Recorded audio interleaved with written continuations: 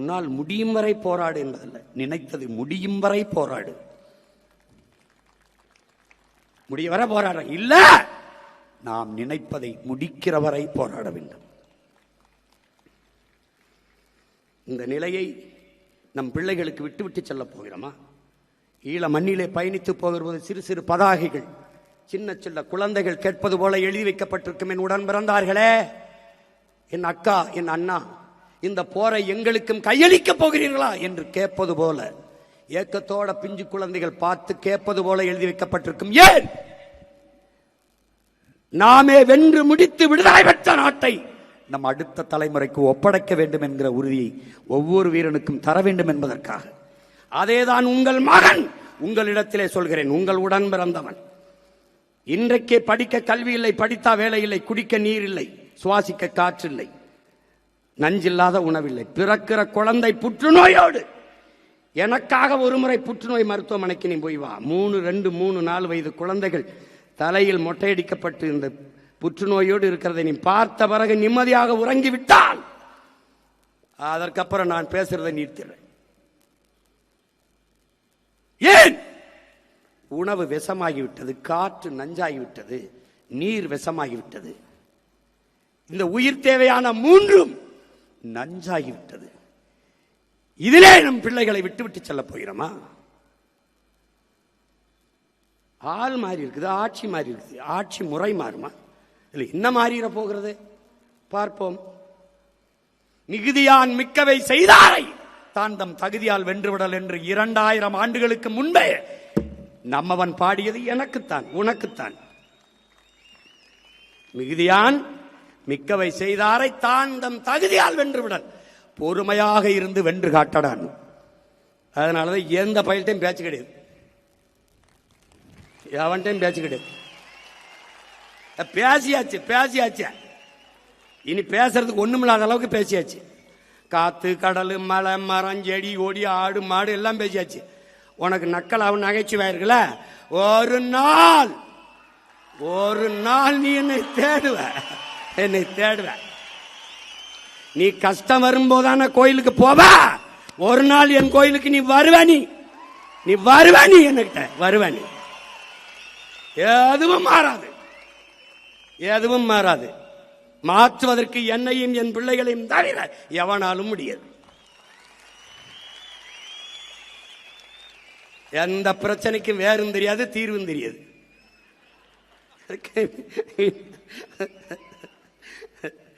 மேல வந்துகிட்டு 10 லட்சம் கோடி கடன் இருக்குது. அது தெரியாம தான் முதலமைச்சர் வேட்பாளரை போட்டிக்கிட்டீங்கள.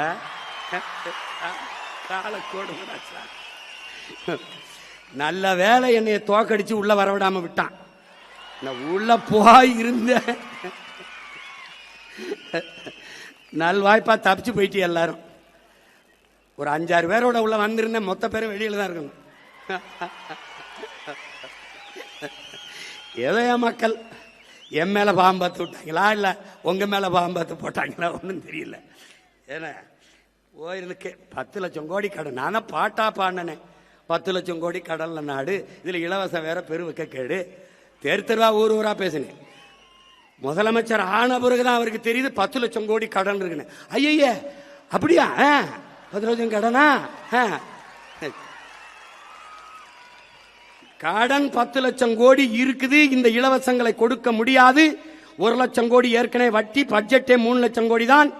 வட்டியே 1 லட்சம் கோடி போகுது. நீங்க சொல்ற அறிவிப்பு இதெல்லாம் செயல்படுத்த இன்னும் 10 லட்சம் கோடி கடன் வாங்க வேண்டும். அப்ப மொத்த பட்ஜெட்டை வட்டியை கட்டிக்கிட்டு ரொட்டியை திண்டு தெரிய வேண்டியதான் நான் சொன்னேன். நீங்க கேட்கல. அப்ப நீங்க என்ன பண்ணீங்க? கொடுக்க முடியாது என்று தெரிந்து வெற்று வாக்குறுதிகளை கொடுப்பதுதான் மக்கள் துரோகம், மக்கள் விரோதம், ஏமாற்று. நாங்கள் உண்மையை சொன்னோம், தோற்று போனோம், மேன்மையாக கருதுகிறோம். நான் தர மாட்டேன், கொடுக்க முடியாதுன்னு சொன்னேன். ஆனா நீங்க 2500 இப்பதான் தெரியுது கொஞ்சம் காசு இல்ல. அது கூட தெரியாம எதுக்கு வந்திய? 6 சிலிண்டர் எப்படி கொடுக்கறீங்க? நானும் பார்க்க தானே போறேன். எப்படி கொடுக்கறீங்க? ஒருவேளை நீங்க போரிட்டு ஈரானையே கைப்பற்றினாத்தான். நீ பிரபாகரன் மகன்டா, நம்மாழ்வார் மகன்டா. நீ குடு, நான் மாட்டு சாணத்திலிருந்து சிலிண்டர் தயாரிச்சு என் பிள்ளைகள் கொடுக்கறனால என்பார். கொஞ்ச நாள் அரிசி இல்லைன்னு வருவான். எந்த போராட்டத்துக்கு என்னை கூப்பிடாத, வரமாட்டேன். போ, உனக்கு தான் ஒரு கஷ்டம் வராத. நீதான் கடவுளின் ஆட்சியை நிரூபிச்சிய. அப்புறம் நாங்க தேவைப்பட மாட்டோம்ல. ஏதாவது ஒரு பிரச்சனைன்னு வீட்டுக்கு வந்துட்டு எனக்கு மனு கொடுக்க வா.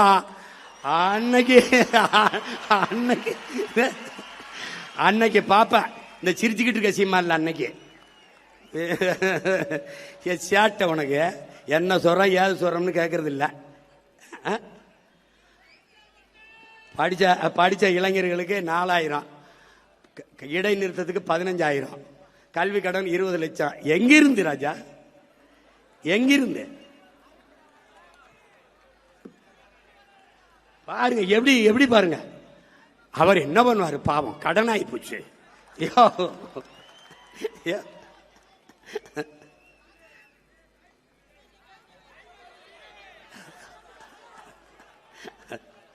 வரும் தாய்மாமன் சீர் வரும். நீ பொண்ணு பார்த்துட்டு காத்துரு, தாலிக்கு தங்க வரும். தாய்மாமன் சீர் வரும். இது ஒரு கேவலம்டா, இது ஒரு கேவலம். ஆனா நான் நிறைய பாடம் நடத்தினேன். எனக்கு என் மக்கள் நடத்தின பாடம் இருக்குல்ல, படிக்க முடியல, திணறிட்டேன். ஜனநாயகம் அதான் சொல்றான. ஹிட்லரு எத்தனை ஆண்டுக்கு முன்னாடி சொல்றான் பாருங்க, மக்கள் ஒருபோதும் அறிவு தலைமையை தேட மாட்டார்கள், கவர்ச்சியை நோக்கித்தான் ஓடுவார்கள்.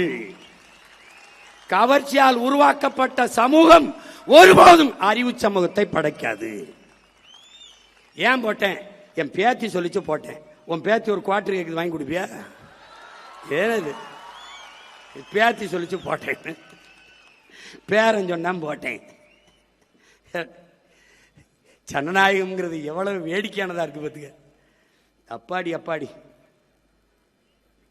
சரி என்ன செய்யறது, பிறந்துட்டவங்க கூட போராடி இறந்துட்டான் ரொம்ப பேர்.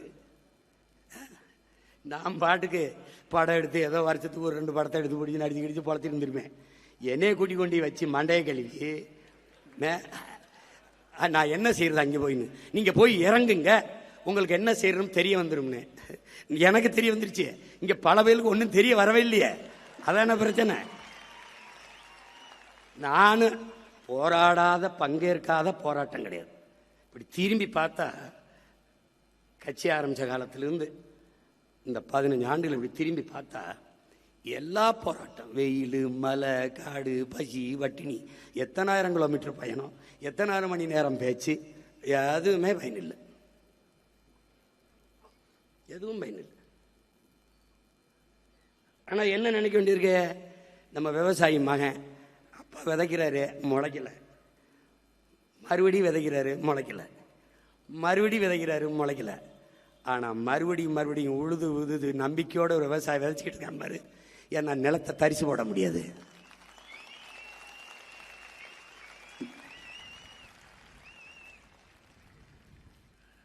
சொல்றான்ல, ஒவ்வொரு நாளையும் அறுப்பதற்கான நாளாக கருதாதே, விதைப்பதற்கான நாளாக கருதுன. விதைப்போம். இந்த காலம் நமக்கானது. இந்த காலத்தையும் களத்தையும் நம் கைக்கு நகர்த்தணும். நம்மகிட்ட 2 என்ன இருக்கு? உண்மை இருக்கு, நேர்மை இருக்கு, உழைப்பு இருக்கு. வேற ஒன்று இல்லை. திரும்ப அதே உண்மையும் நேர்மையுமாக நின்று கடுமையாக உழைப்போம். களத்தை நமதாக்குவோம். நம்பிக்கையோடு. நமக்கு இருக்கிற ஒரே வழிதான். இவ்வளவு இழந்திருக்கான். நமக்கு இருக்கிற அரசியல் தீர்வு இவர்கள் தான் சொன்னார்கள். ஆயுதத்தை கீழே வைத்து விடுங்கள், போரை நிறுத்துங்கள், அரசியல் தீர்வை பெற்றுத் தருகிறோம் என்று சொன்னவர்கள் இவர்கள் தான். இந்த பன்னாட்டு சமூகம் எல்லாம் இன்னைக்கு ஐநா பெருமன்றத்திலே போனால் இலங்கையிலே நடந்தது இனப்படுகொலை அல்ல, ஒரு போர்க்குற்றம், அவ்வளவுதான். அதை இனப்படுகொலை என்றே ஏற்க மறுக்கிறது. காரணம், இங்கே இருக்கிற அதிகாரமும் இந்திய ஒன்றிய அதிகாரமும் நமக்கு எதிராக இருக்கிறது. தமிழர்களின் தாயக விடுதலையை தடுக்கிறது. உலகத்தின் மரபென்ன? வல்லாதிக்கத்தின் அழகென்ன? எளியவன் பக்கம் நிற்பது. புரட்சியாளர் லெனின் என்ன சொல்றான்? ஒடுக்குகிற தேசிய இனத்திடமிருந்து ஒடுக்கப்படுகிற தேசிய இனம் விடுதலை பெற விரும்புவது தன்னுரிமை. அந்த தன்னுரிமையை போராடி பெற வேண்டியது ஒவ்வொரு தேசிய இனங்களின் பிறப்புரிமைங்கிறான். அந்த பிறப்புரிமை கட்டுத்தான் நாம் போராடினோம். ஒரு வீட்டுக்கு மனமுடித்து வருகிற மணப்பெண் வாழ பிடிக்கவில்லை என்றால் மனமுறிவு கேட்டு செல்வதை அவ குடும்ப உறவை சிதைக்கிறாள் என்று சொல்வது எப்படிப்பட்ட பைத்தியக்காரத்தனமோ, அப்படி ஒரு தேசிய இனம் விடுதலை பெற்று பிரிந்து செல்ல விரும்புவதை பிரிவினவாதம் என்று பேசுவதும் அப்படிப்பட்ட பைத்தியக்காரத்தனம் என்கிறான். அப்படிப்பட்ட பைத்தியக்காரத்தை தான் பன்னாட்டு சமூகம் செய்கிறது, இந்திய பெருநாடு செய்கிறது. தன் கொடுமை. இனப்படுகொலை என்றால் படுகொலை செய்த இனத்தோடு படுகொலை செய்யப்பட்ட இனம் இணைந்து வாழ்வது என்பது சாத்தியமில்லை என்ற நிலை வரும். அங்கே தனித்தமிழில சோசலிச குடியரசு மலரும். அதனாலேயே இனப்படுகொலை என்பதை ஏற்க மறுக்கிறார்கள். இதே அதிகாரம் நம்மிடத்தில் வந்தால் எவன் மறுப்பான்? எவன் மறுப்பான்? தமிழ் தேசிய அரசு நிறுவப்பட்டால் பல லட்சக்கணக்கான மக்களை கூப்பிட்டு தமிழீழ தேசிய அங்கீகார மாநாடு ஊழக பெரும் தலைவர்கள், இந்திய நாட்டிலே பிற மொழிவழி தேசிய மக்களின் தலைவர்கள், மாநில முதலமைச்சர் கூப்பிட்டு என் தாயக விடுதலையை ஆதரிப்பவன் எவன், எதிர்ப்பவன் எவன் எனக்கு சொல்லு. என்னோடு நிற்க போறது யார், எனக்கு எதிராக நிற்க போறது யார்? இந்த நிலைப்பாட்டை உருவாக்க முடியுமா? முடியாது. அங்கங்கே சுட்டுக் கொல்லப்பட்டுக் கொண்டிருந்த போது இந்திய நாடாளுமன்றத்திற்கு அம்மையார் இந்திரா காந்தி அங்கே நடந்தது இனப்படுகொலை என்று பதிவு செய்தார். ஆனால் என் மொத்த இனமும் செத்து விழுந்த போது, கொன்றொழிக்கப்பட்ட போது அது இனப்படுகொலை என்று சொல்வதற்கு அவருடைய வாரிசுகள் ஆட்சியாளர்கள் சொல்ல தயங்கிவிட்டார்கள். ஏன்? போரை நடத்தி கொன்றவனை அவன்தான். போர் குற்றம் என்ற அளவில் தான் நிற்பார்கள். நாம் அந்த போரே குற்றம் என்று சொல்கிறோம். ஒரு நாட்டு மக்களை தன் நாட்டு ராணுவத்தில் இடம்பெற முடியாது என்ற நிலையை வைத்துக் கொண்டு ஒரு இனத்தின் மக்களை, உரிமை கட்டு போராடுகிற மக்களை அதே ராணுவ வலிமை வைத்து அழித்து ஒழிப்பதை பன்னாட்டு சமூகம் பார்த்து வேடிக்கை பார்த்துக் கொண்டிருந்தது. எவனுக்கு தகுதி இருக்கிறது? உரிமை, சுதந்திரம், மனிதநேயம் இதெல்லாம் பேச யாருக்கு உரிமை இருக்கிறது, தகுதி இருக்குது உலகத்தில்? எத்தனை மனிதநேய ஆர்வலர்கள், சமூக பற்றாளர்கள், உரிமையாளர்கள் ஆந்திர காட்டுக்குள் 20 பேரை சுட்டு போடும்போது எவனாவது வந்து கேட்டானா? இந்த இந்திய கடலுக்குள் 850 பேரை சுட்டு கொண்டிருக்கான், இன்னும் சிறை பிடிச்சு சிறையில் வச்சிருக்கிறான். ஒருத்தன் கேட்க துப்பு இருக்கா? இருக்கா? ஐயா ஸ்டாலின் அவர்கள் கடிதம் எழுதும்போது, ஐயா கருணாநிதி அவர்கள் எல்லாரும் கடிதம் தான் எழுதிக்கிட்டு இருந்தான். மீனவரை சிறையிலிருந்து விடுதலை செய்யுங்க, அது விடுதலை செய்யுங்க. இவர் புதிதாக வந்திருக்கிறவர், இவர் கடிதத்தை எழுதிவிட்டு அப்படியே இருந்து விடுவார்கள்.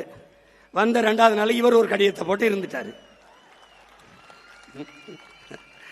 எங்க நான் வர்றேன், கைதி ஒன்று சொல்லு பார்ப்போம், கைதி ஒன்று சொல்லு.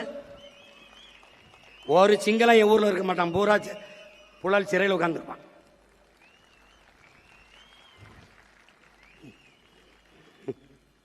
அவனுக்கு தெரியும்.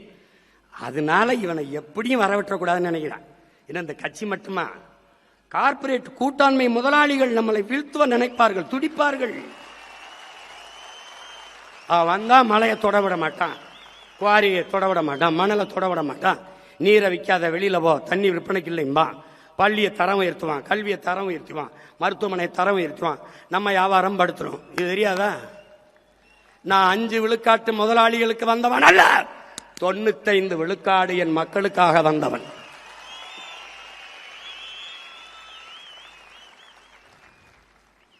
இதுவரை வாழ்ந்தது போல இனி எப்போதும் வாழ முடியாது என்ற நிலை உருவாகுமானால் மக்கள் தாங்களே கிளர்ச்சி செய்து போராடுவார்கள் என்கிறார் லெனின்.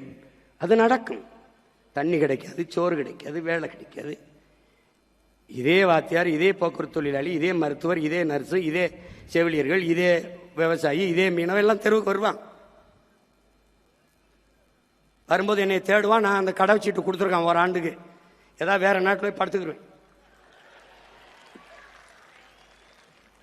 ஆமா, பேட்டி போப்பாங்க பாப்பா தூரத்து. எளிதாக கிடைக்கிற எந்த பொருளுக்கும் மதிப்பு தெரியாது. கேட்கிற போதெல்லாம் மதிச்சு பேசிட்டு இருந்தோம்ல. ஒண்ணுமே பேசாதவரை கொண்டாடுறது, பேசுறவனை துண்டாடுறது. அவரை அப்படிதாங்க பேசிட்டு பாருங்க. எப்படி நீ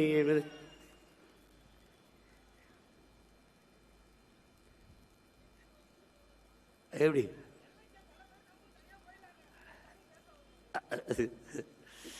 அதனால அப்ப நமக்கு இருக்கிற ஒரே வழி போர்க்குற்றம் என்று நிறுவிட்டாவே, போர்க்குற்றம் செய்து அது அழித்தொழித்தது முழுக்க தமிழர்களே என்று நிறுவினாலே, அழித்தொழிக்கப்பட்ட ஒரு இனம் அழித்தொழித்த இனத்தோடு இணைந்து வாழ்வது சாத்தியமில்லை என்ற நிலையை உருவாக்கணும். இதுதான் இறுதி தீர்வு. நமக்கு தனி தமிழீழ நாட்டை தவிர நமக்கு வேற தீர்வு இல்லை. இறுதி இலக்கு அதுதான். இவன் சொல்லுவான் 13வது சட்ட திருத்தம், அது இது என்ன திருத்தம்னு சொல்லு, ஒன்றும் தெரியாது. வடகிழக்கு மாகாணங்களை இணைச்சி ஒரு மாநில உரிமை கொடுக்கறது. அதில் 15வது சட்டத்தை வரைவு என்ன? முழு அதிகாரம் ஆளுநருக்கு. ஆளுநர் நியமிக்கிறது யாரு? சிங்கள அரசு. ஆளுநருக்கு முது அதிகாரத்தை கொடுத்துட்டு நம்ம மாநில 2 இதை இணைச்சி என்ன பண்ண போற? அதனால இங்க ஒன்னத்துக்கு உதவாத ஆளுநர் உட்கார்ந்துக்கிட்டு படுத்துற பாட இங்க தாங்க முடியல, தமிழ்நாட்டிலே தாங்க முடியல. இங்கேயாவது காவல்துறை உரிமை இருக்கு, காணியை வாங்கி விற்கிற உரிமையாவது இருக்கு. அங்க அதுவும் இல்லை, அந்த உரிமையும் இல்லை. அதனால நமக்கு இருக்கிறது ஒரு பொது வாக்கெடுப்பு. இப்ப நம்மகிட்ட அதிகாரம் இல்லை, அதனால நம்ம பேசிக்கிட்டே இருக்கோம். அதிகாரம் வந்தவரும் அதை நோக்கித்தான் நகர்வு. அனைத்து உலகங்களும் பயணம் செய்து என் அன்பு சொந்தங்கள் எல்லாம் ஒன்றிணைத்து பன்னாட்டு சமூகத்தில் முறையிட்டு ஒரு பொது வாக்கெடுப்பு, ரெஃபரண்டம். எப்படி கிழக்கு தைமூர், மேற்கு தைமூர், அண்மையில் சேர்பியா, கொசோவா, அண்மையில் தெற்கு சூடான் பிரிந்தது போல பொது வாக்கெடுப்பு. ஒரே இலங்கைக்குள் வாழ்கிறீர்களா அல்லது தனித்தமிழ் ஈழமாக மீள்கிறீர்களா? என் இன சொந்தங்கள்கிட்ட ஒரே இலங்கைக்குள் வாழ்கிறோம் என்றால் நாங்கள் வாய் மூடி மவனிக்கிறோம். இல்லை தனித்தமிழ் ஈழமாக மீள்கிறோம் என்றால் எங்களை பிரித்து தனித்தமிழில சோசலிச குடியரசாக அறிவியுங்கள். இதுதான் எங்க நிலைப்பாடு, கோட்பாடு.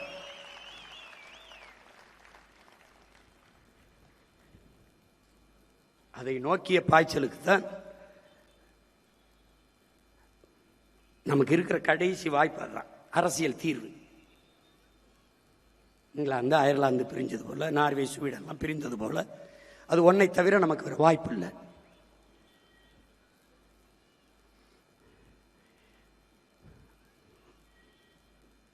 இங்கே 35 ஆண்டுகளாக ஒரு தலைமுறையை தாண்டி வாழ்கிற என் இன சொந்தங்கள் இந்த நிலத்திலே, தமிழர் தாய் நிலத்திலே 2 லட்சத்திற்கும் மேற்பட்ட ஏதிலிகள் என் இன சொந்தங்கள் இருக்கிறார்கள். அவர்களுக்கு இவர்கள் குடியுரிமை கொடுப்பதில் என்ன பிரச்சனை பாருங்க. திபெத்தியனுக்கும் இந்த நாட்டுக்கும் ஏதாவது சம்பந்தம் இருக்கா? தலாய் லாமா தலைமையில் இந்த திபெத்தியனுக்கு குடியுரிமை கொடுத்து, வணிக வளாகம் கொடுத்து, திரையரங்குகள் கொடுத்து, பள்ளி கல்லூரிகளை கொடுத்து, எல்லாம் கொடுத்து இந்த நாடு அங்கீகரிக்குது திபெத்தியனை. இந்த நாடு நாடாவதற்கு முன்பே நிலைத்து வாழக்கூடிய பூர்வீக மக்கள் நாங்கள். இந்த நாட்டின் விடுதலைக்கு செக்கிழுத்து சிறைப்பட்டு தூக்கிழுதங்கி செத்தம் மான மறவர்களின் பிள்ளைகள் நாங்கள். இந்த நில முழுமைக்கும் என்னது, இந்த நிலப்பரப்பு முழுதும் தமிழை தாய்மொழியாக கொண்ட நாகர்களை பரவி வாழ்ந்தார்கள். அறிவாசான், அண்ணல் அம்பேத்கர். தெற்காசிய முழுமைக்கும் பரவி வாழ்ந்தவர்கள் தமிழர்கள். மற்ற இனங்கள் எல்லாம் வந்து குடியேறியவர்கள். டோனி ஜோசப், ரிச்சர்டு மார்டினும் ஆய்வு கட்டுரையிலே நிறுவுகிறார்கள். அப்படிப்பட்ட ஒரு இனம், இந்த நிலத்திற்கும் சிங்களனுக்கும் என்ன சம்பந்தம் இருக்கிறது? அவன் நண்பன் என்றால் நான் யார்?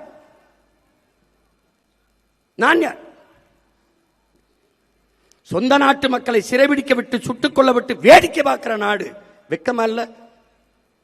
வெக்கமல்ல? குஜராத்தில் ஒரு மீனவனை பாகிஸ்தான் ராணுவம், கடற்படை ராணுவம் கைது செய்து கொண்டு வருவது விரட்டி போய் மீட்டுக் கொண்டு வர இந்திய கடற்படை ராணுவம் என் மீனவர்களை கைது செய்யும்போது வேடிக்கை பார்த்து நிற்க காரணம் என்ன? என தமிழன். அவனுக்கான அதிகாரம் நிறுவப்படவில்லை. இப்ப நிறுவப்பட்ட அதிகாரம் அவனுக்கானது இல்லை. இங்க சிக்கல் அதுதான்.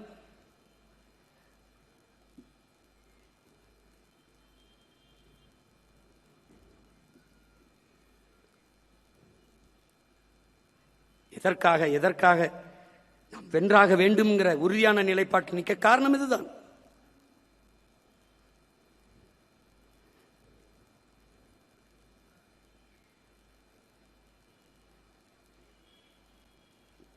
இன்னைக்கு வரைக்கும் அந்த கச்சத்தீவை கொடுத்த நிலத்தை திருப்பி எடுக்க முடியல.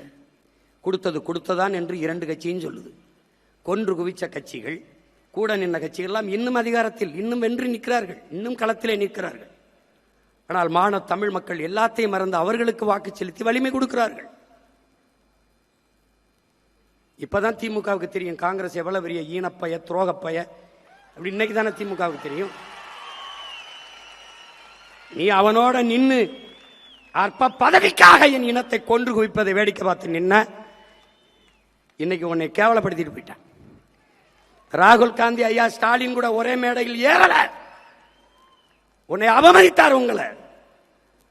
ஆனால் பதவி ஏற்புக்கு வந்து பக்கத்தில் இருந்து பல்லிடிச்சுக்கிட்டு இருக்காப்ல. அந்த 5 சீட்டு அற்ப சீட்டு திமுக காரன் போடலைன்னா ரோஸ்தோட இருந்தான தோத்து போய் வெளியில் நின்றுப்பான். போட்டவனை வெள்ள வச்சு அங்க போய் அவன் நிக்கிறாப்ல.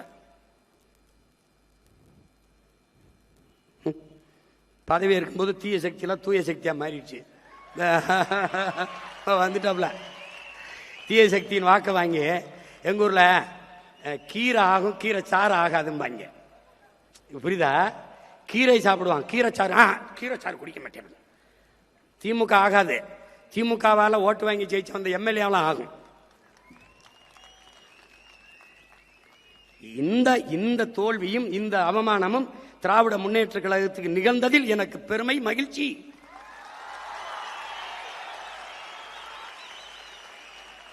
நீ செத்த பணத்தை தூக்கி சுமந்து உயிர் கொடுத்துக்கிட்டு இருந்தா, இல்லைன்னா அன்னைக்கே 10 ஆண்டுகளுக்கு முன்னாடியே புதைச்சிருப்பேன். நான் புதைச்சிருப்பேன். திரும்ப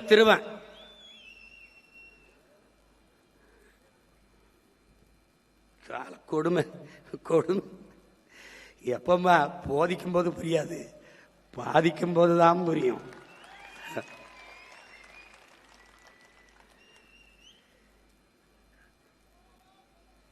அதனால என் அன்பு சொந்தங்கள், என் அன்பு உடன் பிறந்தார்கள், மிகுந்த ஒரு வழியோடு நாம் நிற்கிற பிள்ளைகள். அவர் மாதிரி இல்லை, வழியோடு நிற்கிற வழியோடு அந்த வழி இல்லை. அவர் அந்த வழி இல்லை, அவர் எந்த வழின்னு சொல்லவே இல்லை. கண்ணு முன்னாடி நம் மொழி சிதைந்து அழிந்து போச்சு, நம்ம இனம் அழிஞ்சு போச்சு. எந்த உரிமையும் நமக்கு இல்லை. நிலம், வளம் எல்லாம் திருடப்படுது, எல்லாம் களவு போகுது. அதே மீத்தேன் எடுப்பாக மறுபடியும் ஸ்டெர்லைட் திறக்கப்படுறதுக்கு வாய்ப்பு இருக்குது, மறுபடியும் வாய்ப்பு இருக்குது. அடியில் அகர்வால் நேரடியாக வாழ்த்து போடுறானே, என்ன பெரிய தம்மைனா சின்ன தம்மைனா, அவன் எதுக்கு வாழ்த்து போடுறான்?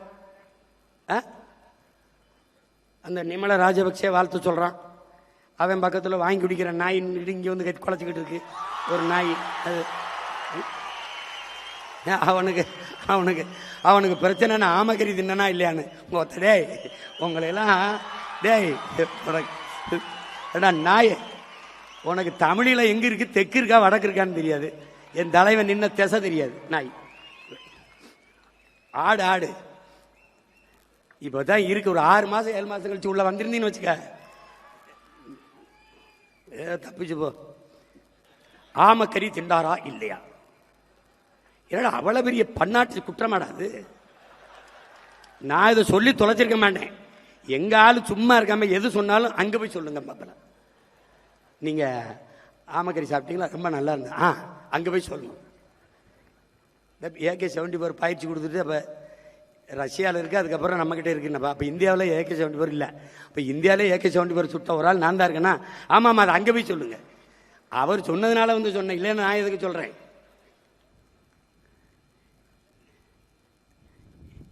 பெரிய அதனாலதான் இந்த நாட்டில் விலைவாசி ஏறி போச்சு, பசி பஞ்சம் வந்துருச்சு. அவர் ஆமக்கறி சாப்பிட்டு விட்டாருங்க. நாய் கொஞ்ச நாள் பேசிக்கிறீங்கடா.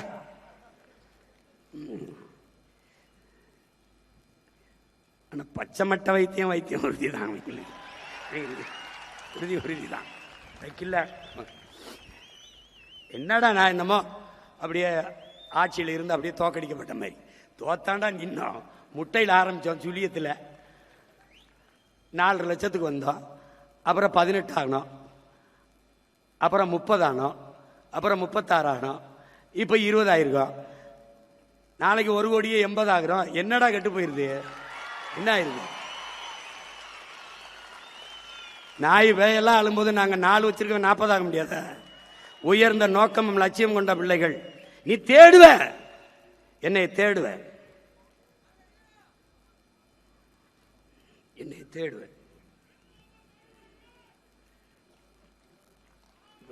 நீ என்னை கொஞ்ச நாள் விட்டு என்னை சமாளிக்கிறதுக்கு ரொம்ப கஷ்டப்படுவீங்க நீங்க. ஏன்னா நான் அடங்க முடியாத வெறியில் இருக்கேன். அதனால என் உடன் பிறந்தார்கள், என் உயிருக்கினியவர்கள், உலகம் முழுமைக்கு இருக்கிற என் உயிர் சொந்தங்கள், நம் உடன் பிறந்தார்கள், நம் தம்பி தங்கைகள், பெற்றோர்கள் எல்லாம் உன்னை நம்பி நிற்கிறோம் என்று என்னை சொல்லுகிற போது அதையே உங்களுக்கு சொல்ல நான் முனைகிறேன். நான் உங்களை நம்பி நிற்கிறேன்.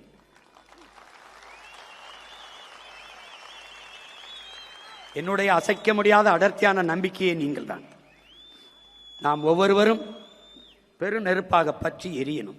ஒருவர் 10ஆவும் 10 100ஆவும் பகைவர் நடுங்கும் படையாவேம் என்கிற கோட்பாடு அப்படியே இருக்கிறது. வேலையை சிறிதாக்கி வெற்றியை எளிதாக்க வேண்டும். என் அன்பு பிள்ளைகள், இந்த களத்தை இதுவரை நடந்தது கடந்ததை அழித்து விடுங்கள். இன்றுதான் 2010 மே 18 இதே நாளில் நாம் மதுரையில் தொடங்கியதை இன்று நம்முடைய தாத்தா தனித்தமிழ் அடிகளார் மறைமலை அடிகள் திடலிலே அவருடைய பெயரை தாங்கி இருக்கிற இந்த நகரிலே நாம் இன்று தொடங்குகிறோம், இன்று புதிதாக பிறக்கிறோம் என்ற புத்தெழுச்சியை நாம் தமிழர் என்கிற அரசியல் புரட்சி படை இன்று தொடங்கப்படுகிறது, இந்த நொடியிலிருந்து தொடங்கப்படுகிறது என்ற புதிய உற்சாகத்தை நீங்கள் அடையும். 15 ஆண்டுகள் ஆகிவிட்டது. 10 ஆண்டு கால தேர்தல் அரசியல் எல்லாத்தையும் கழித்து விடு, மறந்து விடு. இந்த இடத்தில் இருந்து புதிதாக பிறந்தோம் என்ற உணர்வை பட வேண்டும். உனக்கு சோர்வு வருதா? சோர்வு வருதா? தானியா இருந்து நமச்சிவாய வாழ்க நாதந்தாள் வாழ்க என்று நம் ஈசனை நம் சிவனை வழிபடுவது போல, பக்தி திரு முத்து திருநகை முருகனை பாடுவதை போல பிரபாகரன் பிரபாகரன் பிரபாகரன் என்று 10 தடவை சொல்லு.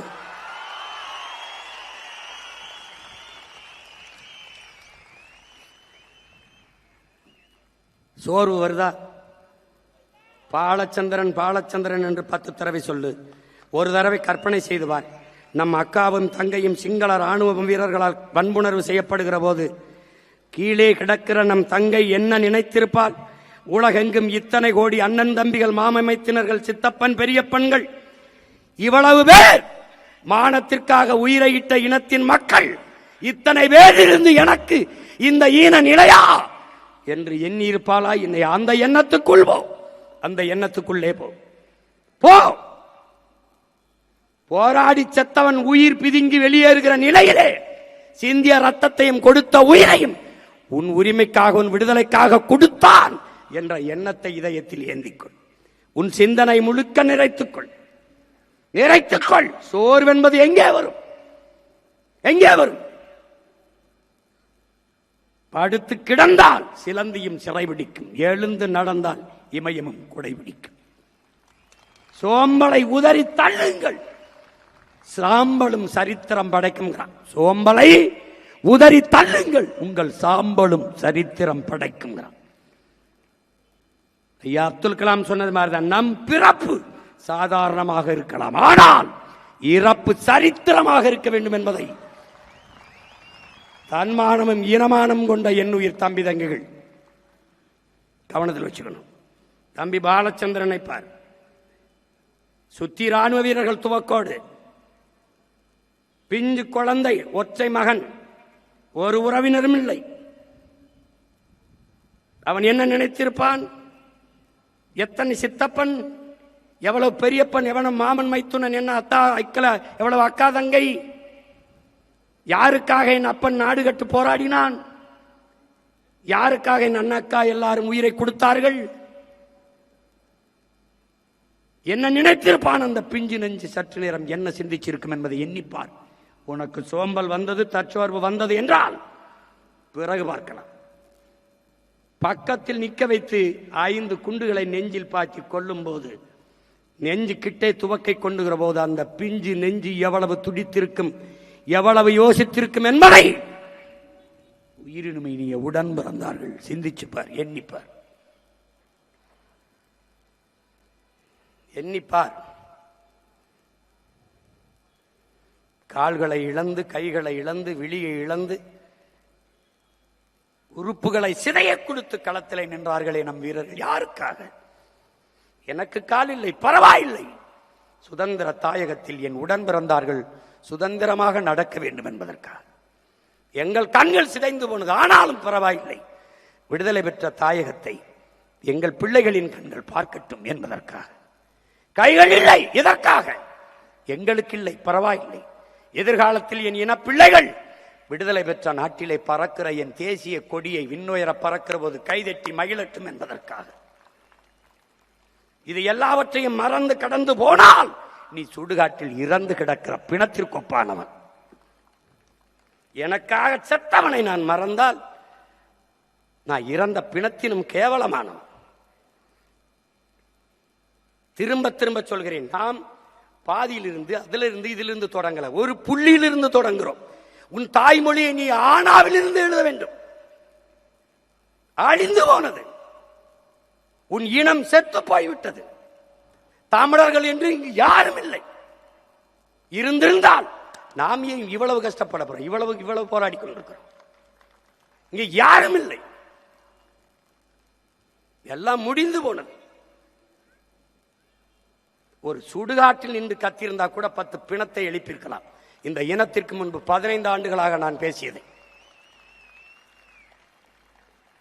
விட்டுவிடாதே.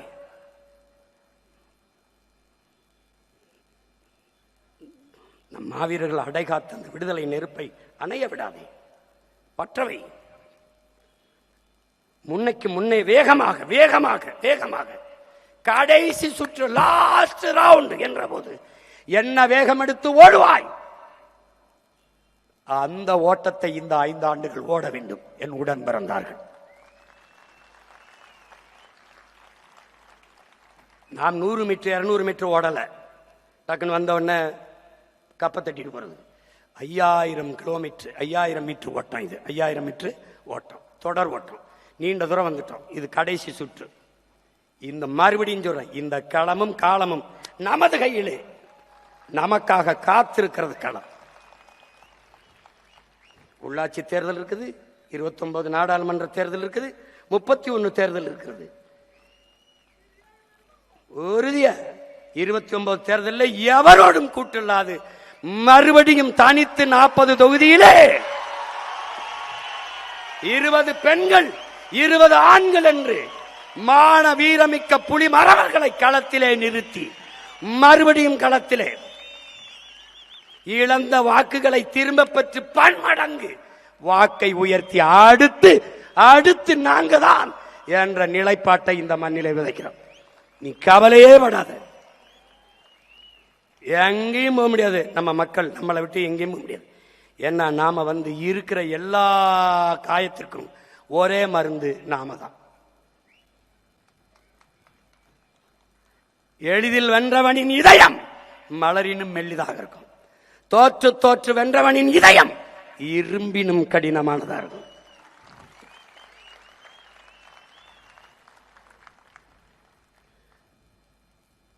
அதனால அவங்க என்ன செய்யறதுன்னு யோசிச்சு முடிவெடுக்கிறதுக்குள்ள 5 வருஷம் ஓடிடும். நீ அதை பத்தி கவலைப்படாம இரு. ஆனா ஒண்ணு, அண்ணன் சொல்றத மட்டும் கேட்டு.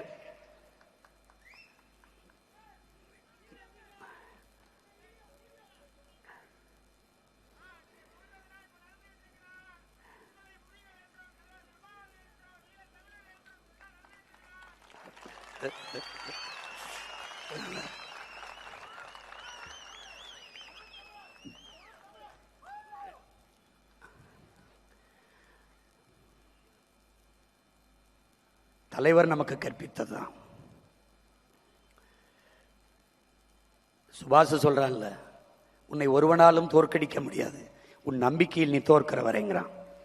தலைவர் நமக்கு சொல்றாரு, நல்லவர்கள் கூட தோற்றதாக வரலாற்றில் செய்தி உண்டு, நம்பிக்கை கொண்டவர்கள் தோற்றதாக வரலாற்றில் செய்தி இல்லை என்று. நம்பிக்கையோடு இருங்கள், நம்பிக்கையோடு இருங்கள். வெற்றி மிக அருகில் இருக்கிறது. இப்போ வெற்றி நம்மை தேடி ஓடி வந்து கொண்டிருக்கிறது. நம்பிக்கையோடு இருங்கள், வெற்றி நம்மை தேடி ஓடி வந்து கொண்டிருக்கிறது. நாம் பேசினோம், வெற்றியை தரவில்லை. இனி பேச மாட்டோம், வெல்வோம்,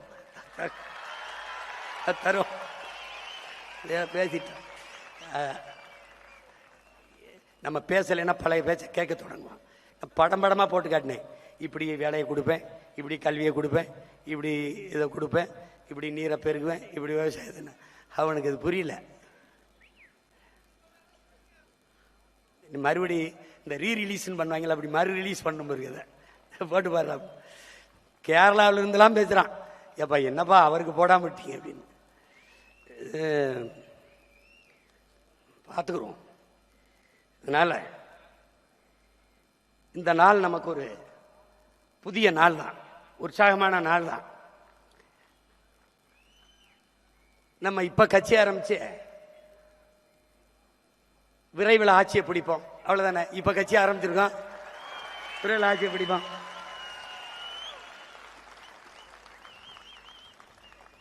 இங்க எதுவும் மாற போறதில்லை, அப்படியே தான் இருக்கும்.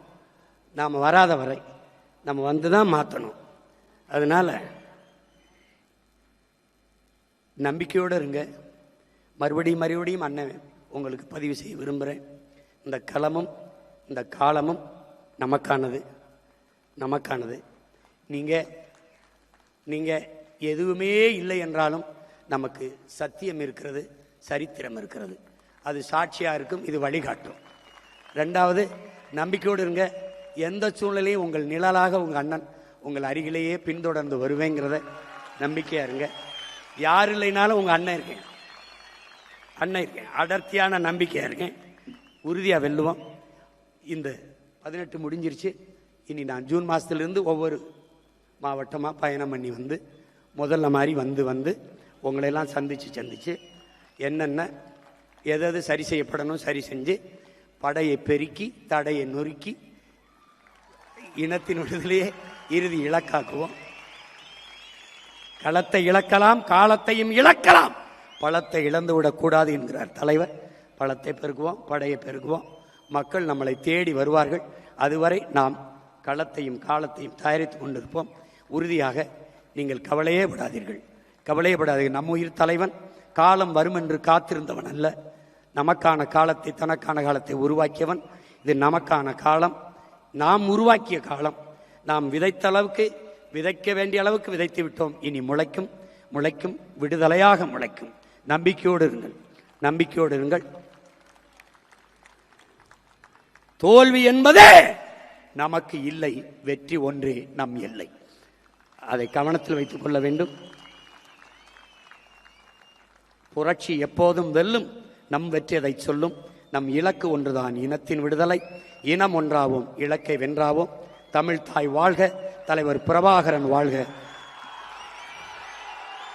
அமைதியாக எப்படி பாதுகாப்பாக வந்தீர்களோ அப்படி கூடி பாதுகாப்பாக வீடு சென்ற பிறகு எனக்கு செய்தி அனுப்புங்கள்.